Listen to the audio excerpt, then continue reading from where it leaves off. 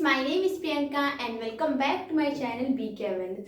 सो friends, जैसा कि मैं आपको 6 की एनसीईआरटी की हिस्ट्री पढ़ा रही हूँ, जिसमें मैंने 4 लेक्चर पढ़ा दिया है और आज के इस लेक्चर में हम लोग 5वां चैप्टर स्टार्ट करने वाले हैं, तो जिसका नाम क्या है, राज्य, राजा और एक प्राचीन गणराज्य। तो पहले इसमें देख लेते हैं कि इसमें हम लोग किसके बारे में डिस्कस करने वाले हैं। तो देखिए, आपने जस्ट मैंने इसके पिछले लेक्चर में जो पढ़ाया उसमें हमने आपको बताया कि जो उसमें राजा थे वो कैसे थे। ना ही उनके पास कोई महल थी, ना ही रानियाँ थी, ना ही सेनाएं थी, बस वो कुछ जन लोगों के राजा थे। यानी कैसे थे, कुछ जन लोगों के शासक थे कि वो जो कहेंगे वो जन लोग करेंगे। जैसे मान लीजिए कुछ 20 लोगों के शासक थे, ऐसे कुछ थे। यानी ना ही उनके पास किला थी, ना ही उनके पास महल रहा करते थे। बट आपने किस्सों कहानियों में तो राजा के बारे में कुछ और ही सुना होगा। तो जो आपने किस्सों कहानियों में सुना है क्या, कि उनके पास बड़ी बड़ी महल रहा करती थी, रानियाँ रहा करती थी, सेना रहा करती थी, वो सब कैसे बना, इस लेक्चर में हम डिस्कस करने वाले हैं।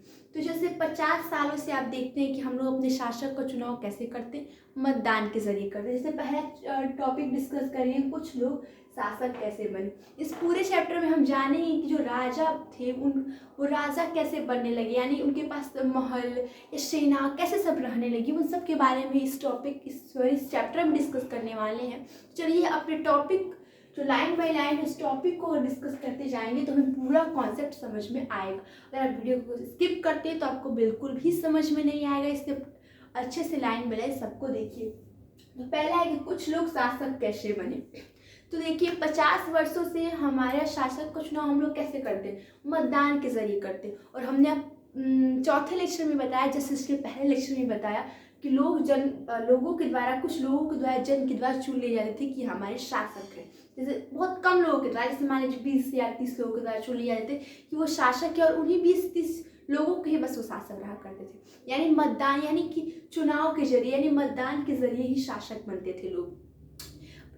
ये जो मैं आपकी बात कर रही हूँ, जो मतलब कि 20 लोगों के राजा या कुछ लोगों के राजा, ये 3500 वर्ष पहले जब ऋग्वेद की रचना हो रही थी, पिछले लेक्चर में, चौथे लेक्चर में, तब की बात है। यानी 3500 वर्ष पहले की। पर 3000, और आज भी हम लोग देखते हैं कि मतदान के जरिए ही हमारे शासक को चुना जाता है। बट 3000 साल पहले इसमें कुछ हम लोग बदलाव देखे, इस प्रक्रिया में कुछ बदलाव देखा। अब लोग जो है बड़े बड़े यज्ञों का आयोजन करके राजा बनने लगे, राजा के रूप में प्रतिष्ठित होने लगे। जैसे एक एनसीईआरटी की बुक में दिया है अश्वमेध यज्ञ। ये यज्ञ कैसा होता था, मान लीजिए जिस व्यक्ति को राजा बनना है वो अश्वमेध यज्ञ करेगा। तो यज्ञ में क्या करता था, वो अपने एक, मान लीजिए कोई घोड़ा है, उसको पूरे एरिया में, जिस एरिया में उसको मान लीजिए राजा बना, उस पूरे एरिया में उसको छोड़ देता था कि तुम जो करना है जाओ, जहाँ जाना है जाओ, और जो खाना है खाना, मुझे घास वास कुछ भी, जो भी तुमको खाना है सब खाओ। उसको कोई भी नहीं रोक सकता। अगर कोई राजा रोकता है तो उसे अश्वमेध करने वाले राजा से लड़ाई करनी पड़ती थी। और जान देता है तो समझ लेते थे कि जो, अगर कोई राजा जाने देता है, नहीं रोकता है, तो समझ लेते थे कि जो अश्वमेध यज्ञ राजा कर रहा है वो ज़्यादा ही शक्तिशाली है। और ये यज्ञ कैसे संपन्न कराया जाता, पुरोहितों के द्वारा कराया जाता था। पुरोहित कौन, जो आज के मान लीजिए ब्राह्मण है, वैसे ही उसमें उन ब्राह्मण को उस टाइम पुरोहित कहा जाता। और यही यज्ञों का आयोजन करवाते थे लोगों द्वारा नहीं कह सकते, जो राजा, मान लीजिए कोई व्यक्ति जो अश्वमेध यज्ञ कर रहा है उसी के द्वारा किया जाता था, और वही मेन इंपॉर्टेंट होता था। ठीक है। और जो सब राजा है जो उन्हें रोकते नहीं थे, या फिर जो उनसे शक्तिशाली कम है, जो घोड़ों को जाने देते थे, वो सब क्या उपहार लेके आया करते थे, और उस यज्ञ को देखने भर का बस उनका काम था कि उस यज्ञ को बैठ के देखें। और जो भी राजा को जो युद्ध में जो सारथी रहता था, उसे सहचर कहेंगे, वो क्या करता था, राजा की विजयों का गुणगान करता था कि हमारे राजा ये किए वो किए। जानते हैं कि राजाओं का गुणगान तो बहुत ही लोगों को पसंद है, राजाओं को भी पसंद है। और राजा के जो सगे संबंधी थे, मान लीजिए उनकी रानियाँ और उनके बच्चे, उनको भी छोटा अनुष्ठान करना रहता था। ठीक है, तो ये आप याद रखेंगे। और देखिए, जैसे कि हमने बताया कि कुछ लोग शासक कैसे बने, तो इस टॉपिक को तो हमने डिस्कस कर लिया। अब चलेंगे हम देखेंगे वर्ड। ठीक है, तो देखिए, जो पुरोहित थे, पहले ये जान लेते हैं कि जो मैं ये सब बात बोल रही हूँ ये किधर की बात है। ये जैसे मान लीजिए मैप कोई बनाते हैं, हम भारत का मैप बनाते हैं, तो जो इधर की एरिया है, यानी कह सकते हैं कि पश्चिम पूर्व पश्चिम और उत्तर की, पश्चिमोत्तर की ये बात है, ठीक है, जिसे मैं बातें कर रही हूँ पश्चिमोत्तर की बात है। तो पश्चिमोत्तर में जो भी ग्रंथ रचे गए, ग्रंथ मतलब क्या है, जिसमें जो ये विधि विधान अनुष्ठान के जो मंत्र सब लिखे होते हैं उसे हम ग्रंथ कहते हैं। तो वो जो भी रचे गए ये पश्चिमोत्तर भाग में, उसे हम उत्तर वैदिक ग्रंथ कहते हैं। क्यों उत्तर वैदिक ग्रंथ कहते हैं? क्योंकि इसके जस्ट हमने पहले आपको चौथे लेक्चर में बताया 3500 वर्ष पहले ऋग्वेद की रचना हुई थी, ऋग्वेद की रचना हुई थी। और इस टाइम जो है उसके बाद की ये सब घटना है, जैसे ऋग्वेद की रचना की गई, इसलिए उसके बाद कोई भी ग्रंथ अगर रचा जाता था तो उसे हम उत्तर वैदिक ग्रंथ कहते थे, ठीक है, उत्तर वैदिक ग्रंथ कहते थे। उत्तर इसलिए कहते थे कि ये सब उत्तर की बातें हैं, ठीक है, इस वजह से उत्तर वैदिक ग्रंथ कहते थे। अब ये देख लेते हैं कि जैसे जो वर्ण है, वर्ण क्या है, इसमें वर्ण का मतलब क्या है, जो पुरोहित रहा करते थे, जो ब्राह्मण रहा करते थे, जो यज्ञों का आयोजन किया करते थे, उन्होंने सोसाइटी को 4 भागों में बांट दिया था। जो सोसाइटी उसको 4 भागों में बांट दिया था। पहला भाग क्या था? पहला था फर्स्ट ब्राह्मण थे यानी पुरोहित थे, जिनका काम क्या था? अध्ययन करना और वेदों का अध्ययन करना और अनुष्ठान करना, और उनको सबसे सर्वश्रेष्ठ माना जाता था। और दूसरा वर्ग क्या था? राजा था, या फिर कह सकते हैं कि क्षत्रिय थे। राजा ही नहीं, क्षत्रिय, राजा तो क्षत्रिय होते ही, और भी तो लोग क्षत्रिय होते होंगे, तो उनको सेकेंड वाले ग्रुप में रखा जाता था। और थर्ड ग्रुप क्या था? थर्ड ग्रुप था वैश्य और विश्य, जिसमें पशुपालक, कृषक और व्यापारी आते हैं। और चौथा क्या था? शूद्र, जो सबसे इसको अछूत माना जाता था। और ये जो शूद्र है वो तीनों ही वर्गों का क्या करता था? सेवा करता था। और जो तीसरे वर्ग में हमने आपको बताया विश्व और वैश्य, जो पशुपालक और व्यापारी थे, उनको भी यज्ञ करने का अधिकार था। पर जो चौथे वर्ग में शूद्र थे उनको बिल्कुल भी यज्ञ करने का अधिकार नहीं था, उनको तो वेद पढ़ने का भी अधिकार नहीं था। और जो औरतें होती हैं उनको भी शूद्र के ही ग्रुप में रखा गया, तो उनको भी यज्ञ करने का अधिकार नहीं था। तो जैसे सरासर ये तो गलत है, आपको भी लगेगा, इसलिए उस टाइम भी लोग इसको मानते, बहुत लोग थे जो उसका विरोध करते थे कि नहीं, ये जो पुरोहित बोल रहे हैं वो गलत है, इसको हम लोग नहीं मानेंगे। कई राजा तो अपने आप को पुरोहितों से सर्वश्रेष्ठ मानते थे, जबकि वर्ण में ऐसा बताया गया है कि सबसे सर्वश्रेष्ठ पुरोहित होते थे, ठीक है। तो बहुत लोग कह नहीं, ये क्या है, गलत है। तो जैसे मैं आपको बताया कि उत्तर पश्चिम की ये सब बातें हैं, तो इधर चले पूर्व पश्चिम उत्तर, इधर उत्तर और पूर्व में चले, यानी पूर्वोत्तर भाग में देखेंगे तो ये ऐसा कुछ भी नहीं था कि 4 कास्ट में बांटा गया है, या फिर कुछ भी आपको ये करना है, आपको ये नहीं करना, आप अछूत है, ये सब बिल्कुल भी नहीं था। थोड़ा बहुत मान सकते हैं, ना मात्र था, पर ये जो बोल सकते हैं पश्चिमोत्तर भाग में थोड़ा ज़्यादा था, ठीक है। तो ये जान गए हम लोग। अब चलते हैं, अब देखते हैं जनपद जानते हैं। देखिए, अगर आप लाइन बाय लाइन पूरे वीडियो को देखते हैं तो आपको समझ में आएगा इसमें क्या दिया हुआ है, किसके बारे में डिस्कस कर रहा है, ठीक है। चलिए, ये राजा के बारे में सब डिस्कस है कि जो राजा जो आप किस्सों कहानियों में सुनते थे वो राजा कैसे बने, कैसे उन्होंने बड़े बड़े किला रखना शुरू कर दिया, ठीक है, सॉरी किलेबंदी करने लगे, ठीक है। अब चलते हैं जनपद की ओर चलते हैं। तो देखिए, अब लोग बड़े बड़े महायज्ञों को करके कुछ जन के राजा नहीं, जनपद के राजा होने लगे। जनपद जिसका अर्थ है जहाँ जन के रहने की जगह, यानी जिस लोगों के वो राजा है, जिस जन के वो राजा है, उसके पूरे क्षेत्र के वो राजा होने लगे। यानी कह सकते कि इस एरिया के वो राजा होने लगे कि ये एरिया हमारा है, हम यहाँ के शासक है, ठीक है। तो जैसे कि पुरातात्विकों को कुछ जनपद के साक्ष्य मिले हैं, जिसमें है एक दिल्ली में पुराना किला, और उत्तर प्रदेश में मेरठ के पास हस्तिनापुर, और एटा के पास अंतरजी खेड़ा एक है, ठीक है। तो ये कुछ इंपॉर्टेंट है, इसको आप जनपद को याद रख लीजिए। और ये भी जान लेते हैं कि उस युग में जो है लोग क्या खाते पीते थे। तो जैसे उसमें दिया हुआ आपके एनसीईआरटी की बुक में, चावल, गेहूँ, धान, जौ और सरसों तेल सब खाया करते थे लोग, ठीक है। ये और एक और चीज़, एक फिगर दिया हुआ है, देखिए, एक उस समय एक फिगर दिया है किसका, कटोरे का, उसको भी देख लेते हैं। ऐसा माना जाता है कि इसमें मान लीजिए अनाज रखा जाता होगा, ठीक है, यही है, ठीक है। इसे हम धूसर पात्र कहते हैं। क्यों धूसर पात्र कहते हैं? क्योंकि इसका जो रंग है वो धूसर है, ठीक है। तो ये भी आप जान लीजिए, हमने जनपद जान लिया। अब चाहे हम अगले टॉपिक क्यों चलेंगे, महाजनपद क्या होता था। तो करीब 250 साल पहले अब कुछ जो जनपद है वो अधिक महत्वपूर्ण होने लगे, तो उसे ही हम क्या करने लगे, महाजनपद करने लगे, और अब उसकी राजधानियाँ होने लगी, ठीक है।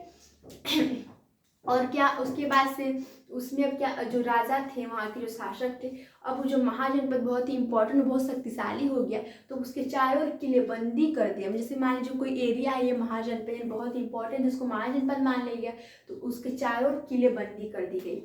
यानी किलेबंदी ये कि कोई भी आक्रमण नहीं कर सकता है, क्योंकि चारों ओर क्या घेर दिया गया। मान लीजिए पूरे एरिया को घेर दिया जाता है, किलेबंदी कर दी जाती है, जिससे वो आक्रमण दूसरे वो जो दुश्मन है वो ना कर पाए। ठीक है, तो उसके बाद से क्या करने लगे लोग, वो क्या बोलते हैं, उन लोग क्या करने लगे अब संसाधन बस इतना फिर बस उपहार लेके नहीं कर सकते, क्योंकि अब तो लोग सिपाही रखने लगे, सेना रखने लगे, और क्या बोलते हैं जंगल से भी हाथियों को प्रशिक्षित करके सेना में भर्ती करने लगे। तो उनके खान पान का कहाँ से वो खाएंगे, जो सेना रखी है वो सब कहाँ से खाएंगे, और जो भी जन की सेवा करने वो सब कैसे, मात्र उपहार से तो अब संभव नहीं था, क्योंकि अब जो है महाजनपद इंपॉर्टेंट और शक्तिशाली होने लगा था। तो इसलिए अब लोग क्या करने लगे, अब जो राजा है वो कर लगाने लगे। कर यानी राजा जो प्रजा के द्वारा क्या किया जाता, कर लिया जाता। तो उस टाइम जानते हैं कि सबसे पुराने पहले लोग ज़्यादा से ज़्यादा व्यवसाय कृषि का व्यवसाय करते थे, इसलिए उसमें कृषि का कर ज़्यादा इंपॉर्टेंट हुआ और सबसे बड़ा कर हुआ। ये क्या हुआ, जो कोई मान लीजिए आप कृषि हैं तो आपका जो भी उपज है उसमें से 1/6 भाग आपको राजा को देना रहता था। आपका जितना भी उपज है उसका 1/6 भाग राजा को दिया जाता, और उसे हम क्या कहते हैं, भाग कहते हैं। यानी भाग, जैसे क्वेश्चन पूछ देता है किसी भी कॉम्पिटिटिव एग्जाम में कि भाग क्या होता है, तो भाग एक प्रकार का कर है। ठीक है, जो कृषि पे लगाया जाता था। तो बस कृषि पे ही नहीं, जो कारीगर थे उन पे भी लगाया जाता है। कारीगर कौन, बुनकर, लोहार और सुनार है, तो वो भी अपने 1 महीने में 1 दिन का काम राजा को देंगे, यानी कि राजा के लिए 1 दिन अपना काम करेंगे। और जो व्यापारी हैं उनको भी कर देना पड़ता था, और जो पशुपालक है, पशुपालक यानी जो पशुओं को पाल के अपना भरण पोषण करते हैं, तो उनको भी मान लीजिए पशुओं से कोई मिलता है जैसे दूध है, तो उनको भी राजा को देना पड़ता था। यानी कर लगाने लगे थे अब राजा लोग। ठीक है, देखिए जहाँ जनपद महाजनपद हमने कर बता दिया, वो कर लगाने लगे थे। तो अब इसे धीरे धीरे क्या करते हैं, अब राज्य बढ़ाने लगे थे। अब बस कुछ लोगों के राजा नहीं, अब वो लोग महल रखने लगे, मान लीजिए बड़े बड़े उनके महल होने लगे, उनकी रानियाँ रहने लगी, सेनाएँ रहने लगी, और सेनाओं को उनको रखने के लिए कर भी लगाना पड़ा। तो ऐसे ही धीरे धीरे राजा लोग बनने लगे। अब लास्ट टॉपिक देख लेते हैं, कृषि में परिवर्तन। तो देखिए इस युग में कृषि में 2 बहुत ही महत्वपूर्ण परिवर्तन हुए हैं। जैसे कि हमने जब पिछला लेक्चर आपको पढ़ाया था 3rd चैप्टर, उसमें हमने आरंभिक नगर आपको बताया था। उस समय जो है जो हल रहा करते थे, जो खेतों की जुताई करते थे, वो लकड़ी की रहा करती थी। पर इस समय क्या हुआ, इस युग में हमने देखा कि जो हल है वो लोहे की होने लगी।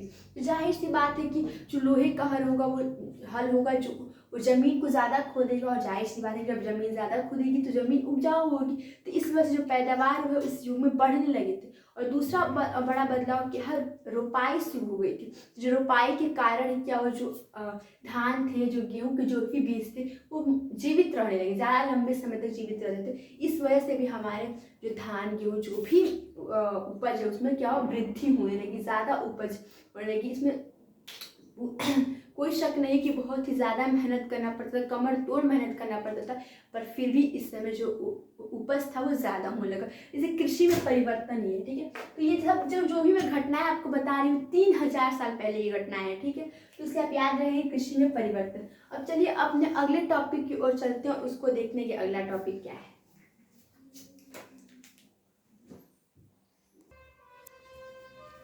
चलिए अब अपने अगले टॉपिक की ओर चलते हैं, मगध महाजनपद। देखिए जो मगध है वो भी एक महाजनपद बना है, यानी महाजनपद ये कि बहुत ही वो शक्तिशाली होगा या इम्पोर्टेंट होगा, उसे क्या कहते हैं, महाजनपद का जो भी जनपद शक्तिशाली हुआ था। तो मगध ही एक ऐसा ही महाजनपद है, इसके बारे में थोड़ा डिस्कस कर लेते हैं।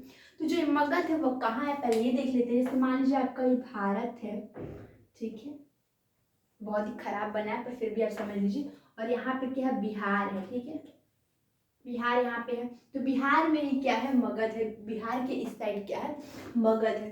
तो ये क्यों, ये जाहिर सी बात है क्यों ये ज़्यादा इम्पोर्टेंट है, शक्तिशाली बना होगा, क्योंकि जो बिहार है वो उसमें क्या है, वो उसमें जंगली एरिया ज़्यादा है।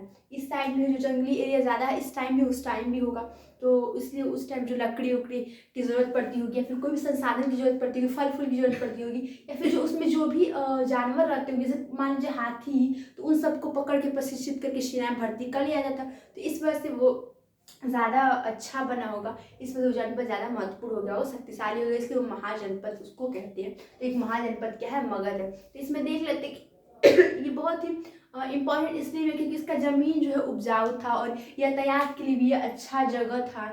और बहुत और ये भी जान लेते हैं इसमें जो जो भी महाजनपद होते थे उनकी राजधानियां होने लगी थी। हम पिछले पिछले अभी कुछ दिन टॉपिक जो महाजनपद उसमें हमने एक चीज मिस किया कि जो महाजनपद उन लोगों की एक राजधानियां होने लगी थी। ठीक है, तो जैसे अब मगध की देख लेते हैं कि मगध की दो राजधानियां बनी। पहले एक पाटलिपुत्र बनी, मगध की राजधानी एक पाटलिपुत्र थी। ठीक है, और एक क्या थी, राजगृह थी।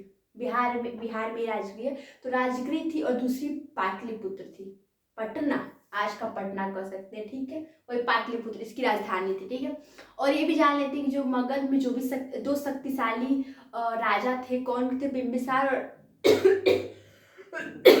बिंबिसार और अजातशत्रु। तो ये दोनों ही शक्तिशाली थे और उन्होंने बहुत ही जनपद को जीतने की बहुत ही कोशिश की है। और एक और शक्तिशाली है, क्या है, महापद मंडन, जो बिहार है वो इस साइड है। किस साइड है, उत्तर साइड है। तो जो महापद मंडन है वो पश्चिम साइड तक अपने राज्यों को फैला लिया, यानी कह सकते बिहार से लेकर वो यहाँ तक अपने मगध राज्य को फैला लिया। इसके बहुत ही इंपॉर्टेंट शक्तिशाली बन जाता है। और एक चीज और इम्पोर्टेंट इसमें बन जाती है, क्या, मेसोडोनिया का एक राजा सिकंदर जो है वो पूरे विश्व पे विजय करना चाहता था। तो वो मिस्र से पश्चिम एशिया को जीतते जीतते अपने उपमहाद्वीप में भी आया। और जब मगध की ओर चला तो मगध के लोगों ने क्या किया, मगध के जो राजा थे मान लीजिए, उन्होंने क्या किया उसको इनकार कर दिया और खुद ही डर गया क्योंकि उसने खुद ही देखा कि ये तो भयभीत हुए कि उनके पास तो बहुत ही सेनाएं हैं, बड़ी बड़ी हाथियां, इतनी सेना है। तो वो खुद ही नहीं मतलब चला गया कि वो तो हमसे हो ही नहीं पाएगा।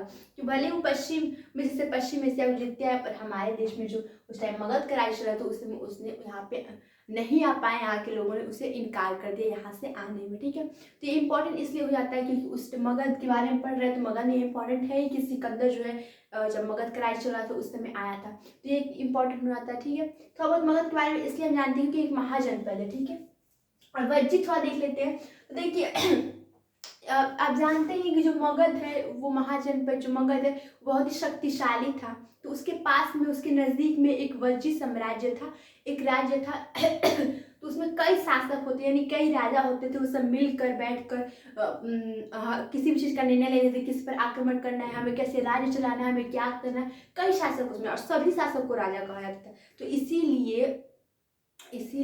ये ज्यादा ही इम्पोर्टेंट हो जाता है, वज्जी बहुत ज़्यादा इंपॉर्टेंट होता है। और जो महावीर स्वामी और बुद्ध है जिसके बारे में हम लोग इसके जस्ट अगले लेक्चर में डिस्कस करेंगे, चैप्टर 6 में इसके बारे में डिस्कस करेंगे। तो वो सब भी वज्जी के साम्राज्य से थोड़ा संबंधित है, यानी कि क्या कहते हैं वज्जी के राज्य से वो सब आते हैं। ठीक है, तो और देखिए वज्जी में एक खासियत ये थी कि कई राजा थे और कई राजा से जाहिर सी बात उन्होंने मिलकर काम करेंगे तो कोई भी काम जल्दी हो जाएगा और ना ही कोई दिक्कत होगी। ठीक है, तो इन लोगों को बहुत लोग हराने की कोशिश किए थे, बट फिर भी आज से 1500 साल तक इन लोग का राज्य चला था।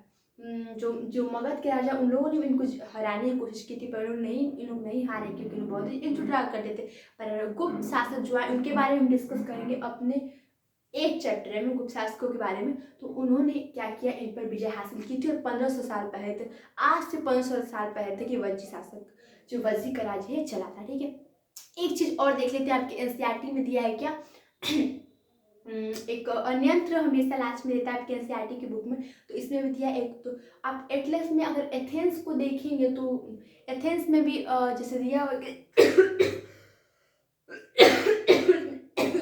राजा कैसे थे, मतलब उसमें बताया गया कि जनतंत्र में बताया गया कि जो भी वयस्क लोग हैं, फिर जो भी आर्थिक रूप से ठीक लोग हैं उनको नागरिकता मिली। बहुत से व्यापारी और पशुपालकों को भी नागरिकता का अधिकार नहीं था, औरतों को तो एकदम ही नागरिकता का अधिकार नहीं था, उनको नागरिकता नहीं मिली। और बहुत ही जो है शासक जो नियुक्ति जो सब होती है, बहुत नियुक्ति होती है शासक में, तो सब लॉटरियों के जरिए किया जाता था। लॉटरी तो लक हो गया यही एक जनतंत्र कहा जाता है कि एथेंस में है। तो क्या आप वास्तव में सोच सकते क्या ये जनतंत्र था? बिल्कुल भी जनतंत्र नहीं था, मेरे अकॉर्डिंग तो बिल्कुल भी जनतंत्र नहीं।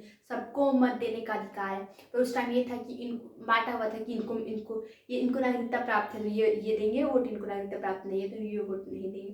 तो ये जो एथेंस में जो जनतंत्र था वास्तव में जनतंत्र एक नहीं था, ठीक है। तो यही दिया हुआ है आपके बुक में, एनसीईआरटी के बुक में। और ये 5वां चैप्टर है। आई थिंक आपको समझ में सब कुछ आया होगा कि कैसे कैसे जो किस्सों कहानियाँ हम सुनते हैं वैसे राजा रानी बने, क्योंकि चैप्टर 4 में देखा गया तो कुछ लोगों के राजा रहा करते थे। तो आई थिंक आपको सब कुछ समझ में आएगा। और अगले चैप्टर में हम पढ़ने वाले हैं महावीर स्वामी और बुद्ध के बारे में हम अगले चैप्टर में डिस्कस करने वाले हैं। तो आई होप आपको समझ में आया होगा। वीडियो अच्छा लगे तो वीडियो को लाइक कीजिए, इस चैनल को सब्सक्राइब कीजिए और बेल आइकन जरूर प्रेस कीजिए। बाय।